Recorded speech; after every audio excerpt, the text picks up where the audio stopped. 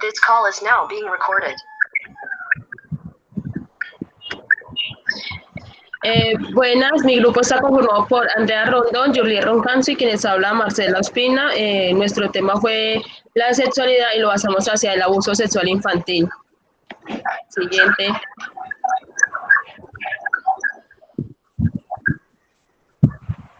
¿Qué es el abuso sexual infantil? El abuso sexual infantil es un problema que se ha presentado a lo largo de la historia en diferentes culturas, clases sociales, niveles educativos y grupos religiosos y étnicos. Según el Observatorio, el abuso sexual infantil es una de las formas más recurrentes del maltrato infantil. Se define como la implicación de niños en actividades sexuales para satisfacer las necesidades de un adulto, siendo formas de abuso sexual con contacto físico, la violación, el incesto, pornografía, prostitución infantil, sodomio, tocamiento, estimulación sexual y sin contacto físico, la solicitud indecente a un niño o seducción verbal explícita. Siguiente.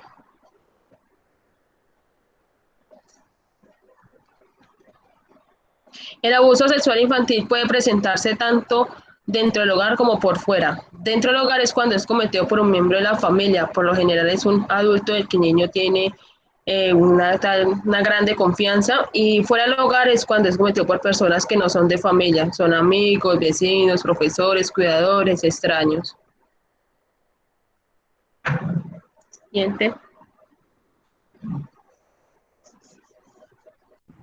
Descripción del problema. Bueno, en esta descripción del problema queremos basarnos como a ver una gráfica y explicarle como una encuesta que es basada desde el 2019 al 2020, según uno ve según la problemática y según unas encuestas que se realizaron desde estos años.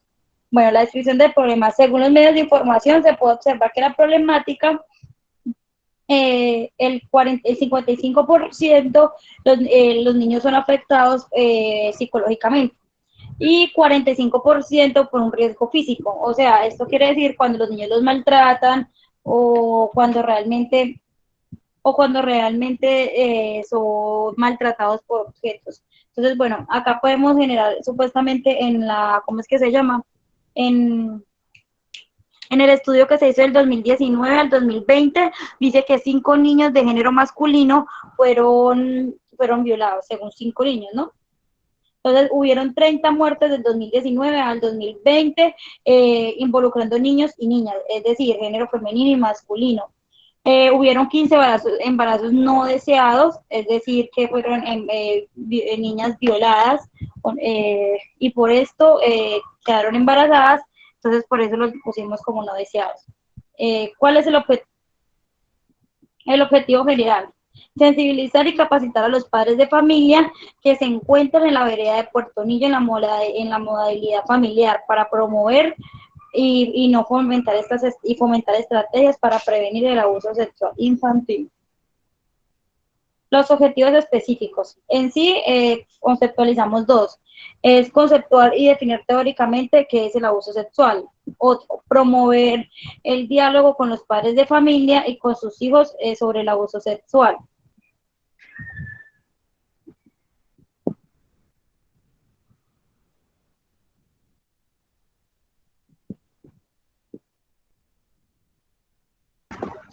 Andrea, micrófono. Bueno, acá en esta investigación nos ayudamos de Noticias Magdalena Medio y en el diario que consta de un periódico del municipio de Puerto Boyacá. Y también nos basamos en la normatividad 1606 de la ley 1098. Bueno, el abuso sexual infantil trata de aquella persona que lastima intencionalmente a un menor de edad, ya sea físicamente, psicológicamente o sexualmente. Particularmente con esta actividad queremos ayudar a las personas a detectar esta problemática y resolver cuestiones del abuso sexual infantil, conocer un poco más del abuso y hacer que estos casos no se presenten ni en la familia, ni en nuestra comunidad, ni en la sociedad.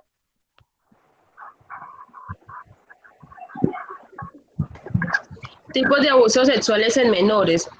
Cuando hablamos o nos referimos a los abusos sexuales en menores, podemos asegurar que no son iguales, no se produce la agresión de la misma forma, no se afecta de la misma manera a la integridad y evolución psicológica de la víctima.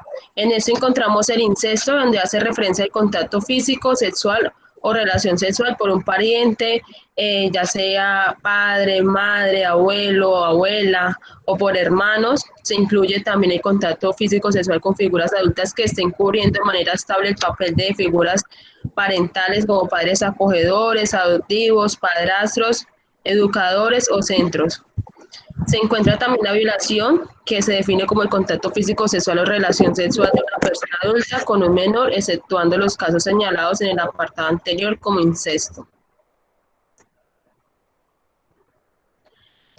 La vejación sexual consiste en la conducta sexual con un menor dirigida a estimular o gratificar las necesidades o deseos sexuales del abusador como vejación sexual. En esta podemos incluir el tocamiento o manoseo intencionado, ya sean los genitales, partes íntimas como senos, ingle. También se encuentra alentar o forzar o permitir que el niño toque de manera inapropiada las mismas partes del perpetrador. Siguiente.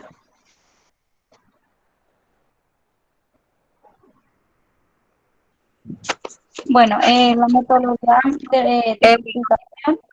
La metodología de la investigación, pues nosotros nos basamos más en la parte, pues en el método cualitativo, ya que pues de forma se produce y analiza los datos descriptivos. Y nos basamos en un enfoque social, ya que solo se trabaja un fenómeno que involucra a la comunidad de Puerto Niño. Esto busca pues abarcar un estudio de forma completa, explicando cómo incluye esta problemática y cómo evitarlo. Las características pues de la población, entonces serían como la familia, aquí incluiríamos padres de familia, menores de edad de la vereda de Puerto Niño, el municipio de Puerto Boyacá. Se encuentran adultos entre 30 y 40 años y menores de 4 a 13 años. Se busca en la población un aprendizaje sobre el abuso sexual infantil y prevenir estas acciones en caso de haber sido presentado cómo se puede conseguir ayuda ante esta situación. Las técnicas que utilizamos fueron encuestas, que se emplean la encuesta con el fin de conocer y brindar más confianza a las familias que fueron visitadas.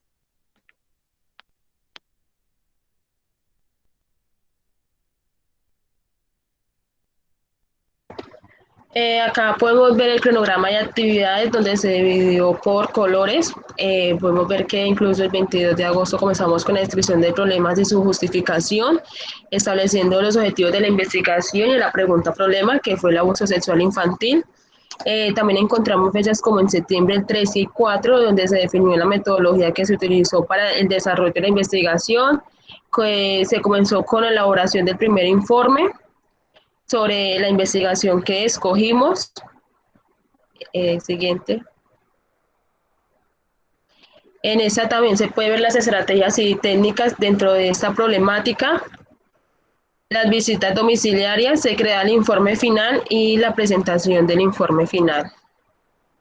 Ya eso es todo.